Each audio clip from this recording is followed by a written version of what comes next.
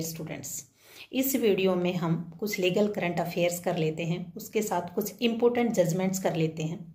ध्यान रखिए, ये वो इम्पोर्टेंट जजमेंट्स हैं जिनके नाम रिलेटेड प्रोविजंस याद रखने हैं। ये पूरे 2021 में इम्पोर्टेंट रहेंगे। हम लीगल करंट अफेयर पर पहले चलते हैं। इंटरनेशनल लेवल पर हार्ट बीट बिल पास किया गया है। किस देश ने पास किया है? यूएस ने पास किया है। प्रोविजंस क्या है इसमें? यदि लेडी प्रेग्नेंट होती है, वो प्रेगनेंसी 6 वीक्स की है, 6 वीक्स के उस चाइल्ड इन वोम की हार्ट बीट रिकॉग्नाइज हो जाती है तो उसका अबॉर्शन नहीं करवाया जा सकता है। अब आते हैं इंडिया की लीगल करंट अफेयर्स पे। इंडिया जस्टिस रिपोर्ट 2021 पब्लिश की गई है। ये रिपोर्ट का सेकंड एडिशन है। पहला एडिशन 2019 में पब्लिश किया था। एग्जाम के लिए जो पॉइंट्स हमें याद रखने हैं, ये सेकंड एडिशन है इंडिया जस्टिस रिपोर्ट 2021। इसका पब्लिकेशन टाटा इंस्टीट्यूट ने किया है। कुछ अन्य एजेंसीज के साथ मिलकर इसको तैयार किया गया है, जैसे दक्ष, टिस इंस्टीट्यूट। इसमें 4 कैटेगरीज की स्टडी की गई है। कैटेगरीज का नाम, प्रिजन के बारे में स्टडी किया, पुलिस के बारे में किया, जुडिशरी के बारे में किया, फ्री लीगल एड के बारे में किया। इन 4 कैटेगरीज का नाम याद रखिए। अब इससे रिलेटेड कुछ प्रोविजंस हैं जो इम्पोर्टेंट हो सकते हैं, जैसे फ्री लीगल एड के प्रोविजंस कहाँ दिए गए हैं। सबसे पहले इंडियन कॉन्स्टिट्यूशन के आर्टिकल 39A में दिए गए हैं। उसके बाद सीआरपीसी में section 304 CrPC free legal aid के बारे में प्रोविजन बताता है। सीपीसी में order 33, order 44 of the CPC indigent person यानी गरीब व्यक्ति के बारे में प्रोविजंस बताता है। अब आपको एग्ज़ाम के लिए जो भी जुडिशरी का एग्ज़ाम दे रहे हैं, सीआरपीसी, सीपीसी, जिस सब्जेक्ट के ये सिलेबस में यदि हैं तो आपको प्रोविजंस अच्छे से पढ़ने चाहिए। अब इसी के साथ एक और चीज़ ऐड कर देती हूँ। एग्ज़ाम में स्पेसिफिक प्रोविजंस आपको याद करने होंगे, आर्टिकल, सेक्शंस, ऑर्डर्स, ठीक है, वो देखने होंगे। लेकिन उसके साथ एक एडिशनल चीज़ बताती हूँ।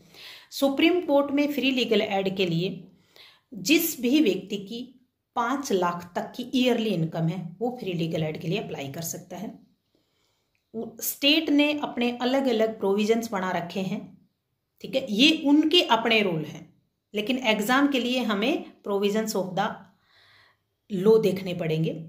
हमें कॉन्स्टिट्यूशन देखना पड़ेगा, सीपीसी देखना पड़ेगा, सीआरपीसी देखना पड़ेगा। वहां पर जो कंडीशन है वो एग्जाम में आती हैं तो हमें वो कंडीशंस आइडेंटिफाई करनी होंगी। अब उसके बाद women, representation of women in court. अगर हम ऑनरेबल सुप्रीम कोर्ट की बात करें तो फिलहाल सिर्फ एक जस्टिस है। फिर हम हाई कोर्ट पर आते हैं तो हाई कोर्ट में सिर्फ एक chief justice of high court, नाम है हेमा कोहली, नाम याद रखना। स्टेट का नाम है तेलंगाना। फिर सबऑर्डिनेट कोर्ट में हम आते हैं तो सबऑर्डिनेट कोर्ट में वुमेन रिप्रेजेंटेशन सबसे ज़्यादा गोवा में है। अब जस्टिस डिलीवरी सिस्टम सबसे अच्छा कहाँ, कौन से स्टेट में है, सबसे बुरा कहाँ है?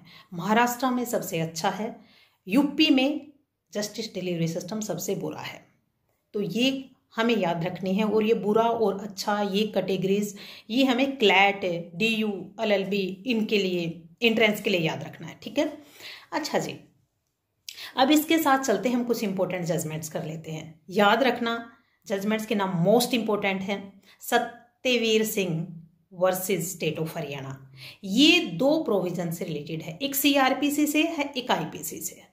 CrPC section 313 of the CrPC, honourable supreme court ने कहा कि सेक्शन 313 ऑफ सीआरपीसी में जो स्टेटमेंट रिकॉर्ड की जाती है वो स्टेटमेंट प्रॉपर वे से रिकॉर्ड की जानी चाहिए, क्योंकि ये प्रोविजन फेयरनेस ऑफ ट्रायल का इंपॉर्टेंट प्रोविजन है, इसको ऐसे हल्के में नहीं लेना चाहिए। उसके बाद सेकंड रिलेटेड है 304B 306 आईपीसी। 304B किससे रिलेटेड है? डोरी डेथ से रिलेटेड है। इसमें ऑनरेबल सुप्रीम कोर्ट ने कहा कि proximity of the event before the death of the lady must be established by the prosecution. अब सेकंड केस, इंपॉर्टेंट केस आता है Gurmeet Singh versus state of Punjab. Most important case है, याद रखना। ये केस रिलेटेड है 304B आईपीसी। इसमें ऑनरेबल सुप्रीम कोर्ट ने फ्रेजल वर्ब सून बिफोर डेथ जो सेक्शन में दी गई है उसको एक्सप्लेन किया, इंटरप्रेट किया। ऑनरेबल सुप्रीम कोर्ट ने कहा कि फ्रेजल वर्ब जो सून बिफोर डेथ है उसका जब एक्सप्लेन करते हैं तो according to fact and circumstances of the case किया जाता है उसी के साथ। इसका मतलब ये नहीं है कि before, immediate before the death, नहीं, ये नहीं है। हमें उससे पहले की काफी टाइम की सर्कमस्टांसेस देखनी होती हैं, उसका अर्थ ये लेना चाहिए। ये नहीं है कि before the death 10 days, same day, ये नहीं है। हो सकता है महीने, 2 महीने, साल पीछे की जो भी सर्कमस्टांसेस रही उनको कंसिडर किया जाना चाहिए। उसके बाद नेक्स्ट केस है मराठा रिजर्वेशन केस। याद रखना, इंपॉर्टेंट है। केस का नाम है doctor Jayashree versus chief minister. ये Maratha reservation case honourable supreme court ने कहा मराठा रिजर्वेशन 50% से अबोव है, जो इंदिरा साहनी के केस की जो 50% की सीलिंग है उसको वोयलेट करता है, तो इसको अनकॉन्स्टिट्यूशनल किया जाता है। तो केस का नाम Maratha reservation, Indira Sahni case reservation से रिलेटेड है, याद रखना। तो ये सारी चीजें अनकॉन्स्टिट्यूशनल कर दिया गया है। क्यों किया गया है? क्योंकि 50% की सीलिंग को वोयलेट करता है। ठीक है, ये चीज इंपॉर्टेंट है, एग्जाम के लिए याद रखना है। बाय, जय हिंद, जय भारत।